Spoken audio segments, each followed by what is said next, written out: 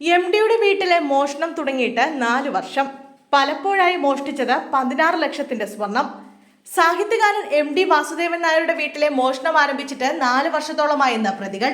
മോഷണക്കേസിൽ എം.ഡിയുടെ വീട്ടിലെ ജോലിക്കാരിയെയും ബന്ധുവിനെയും police arrest ചെയ്തിരുന്നു. ഇതിന് പിന്നാലെയാണ് ആസൂത്രിത മോഷണത്തിന്റെ കൂടുതൽ വിവരങ്ങൾ പോലീസിന് ലഭിക്കുന്നത്. പാചകക്കാരി കരുവശ്ശേരി സ്വദേശി ശാന്ത, സുഹൃത്തും ബന്ധുവുമായ വട്ടോളി സ്വദേശി പ്രകാശൻ എന്നിവരാണ് അറസ്റ്റിലായത്. 4 വർഷത്തോളമായി എം.ഡിയുടെ വീട്ടിൽ നിന്നും പ്രതികൾ സ്വർണ്ണാഭരണങ്ങൾ മോഷ്ടിക്കുകയായിരുന്നു. കഴിഞ്ഞ മാസമാണ് അധികം സ്വർണം കവർന്നത്.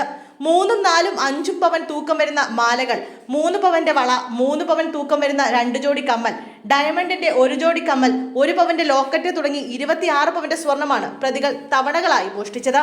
മോഷണം നടന്നെങ്കിലും വീടിന്റെ അലമാരയുടെ പൂട്ട് തകർത്തിട്ടുണ്ടായിരുന്നില്ല. ഇതോടെയാണ് മോഷണത്തിന് പിന്നിൽ വീടുമായി അടുത്തിടപഴകുന്നവർ തന്നെയാണെന്ന് പോലീസ് സംശയിച്ചത്. ഇതോടെ അന്വേഷണം വീട്ടിലെ ജോലിക്കാരിയിലേക്ക് എത്തുകയായിരുന്നു.